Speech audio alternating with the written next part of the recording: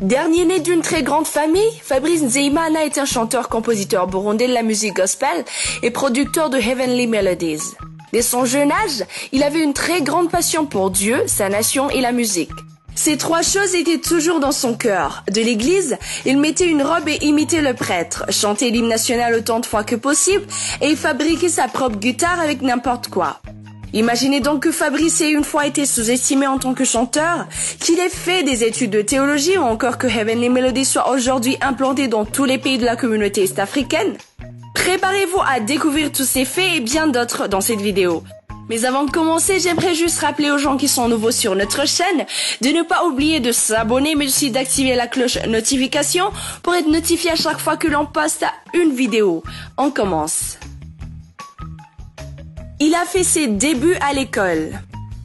C'est à son très jeune âge que Fabrice a commencé à chanter. En effet, un jour, alors qu'il revenait de l'école, la radio nationale jouait de la musique classique à 12 heures et à cet instant, Fabrice s'est mis à chanter sur ses instrumentaux.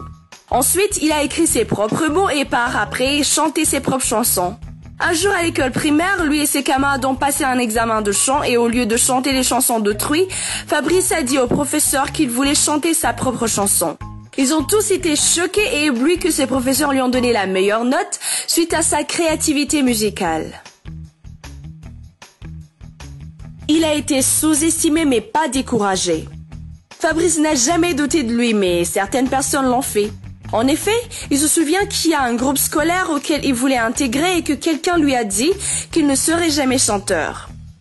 Je remercie vraiment Dieu pour cette personne qui, pensant me décourager, m'a plutôt donné des ailes pour voler. Fabrice a par la suite travaillé dur pour ne rien prouver à cette personne. Il a travaillé sur lui-même afin de ne pas avoir à blâmer ceux qui ne pouvaient pas voir ce qui était en lui. La première personne qui a découvert son talent était un célèbre chanteur appelé Baby John, qui travaillait pour le studio Ijambo Search for Common Ground. Il l'a invité dans son émission de radio musicale Sangwe et plus tard, Jérémy Hakeshimana de Menya Media a enregistré son premier single. Défi financier.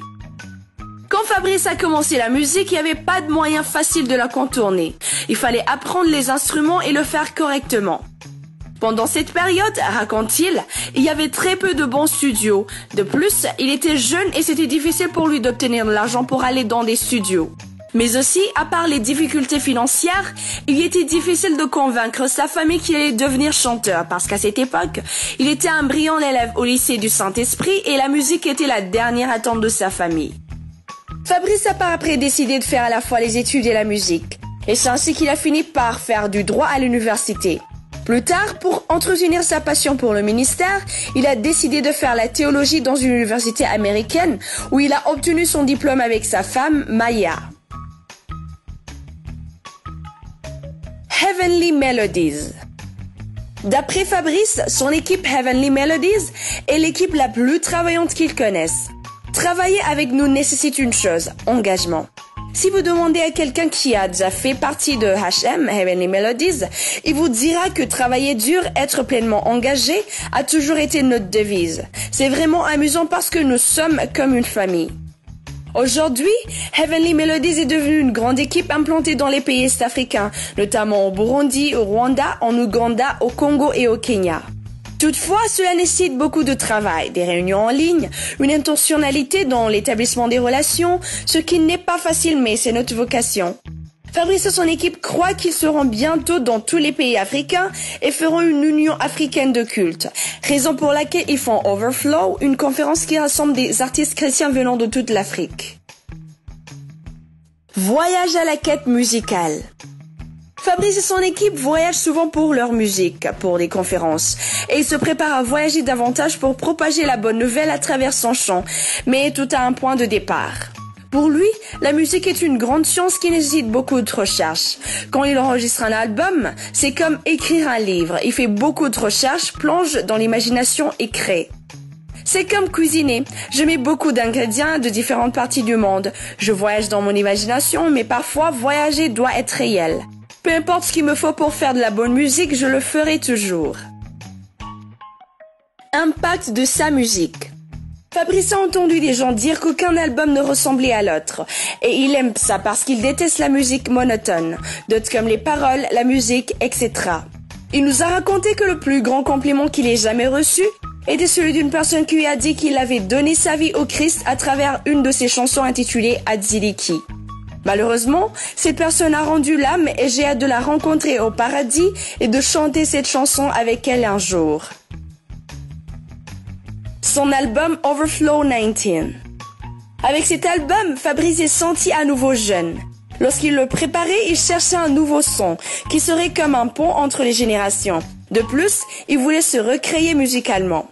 Je pense que les retours ont été positifs jusqu'à présent. Je voulais parler à toutes les générations sans perdre mon identité. C'était un bon défi, j'adore les défis.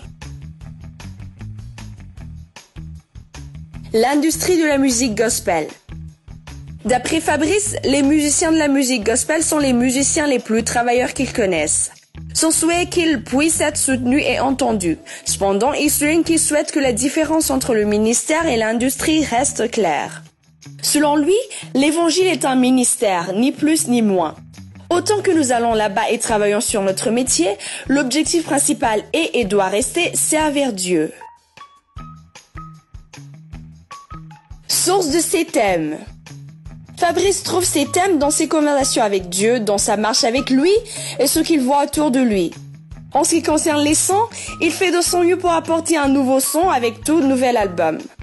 C'est beaucoup de travail mais très rafraîchissant. La recherche est le travail clé, dit-il.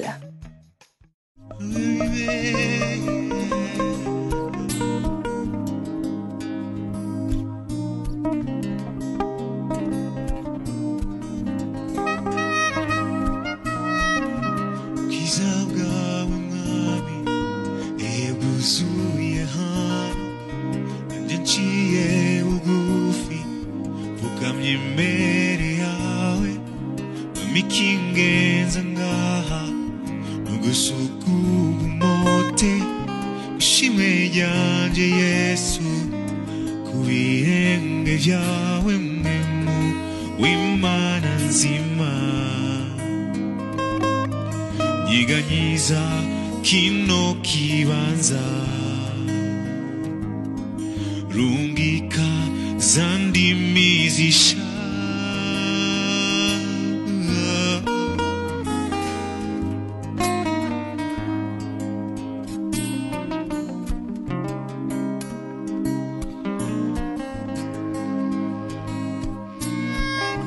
ukiza ugawe eguzuye hano nanjye nciye bugufi vukamye imbere yawe nkamika ingenzi ngaha nugusuka ubumote ishimwe ryanjye Yesu ku birenge byawe mwemu w'Imana nzima nyiganyiza kino kibanza rungika zandimi zisha.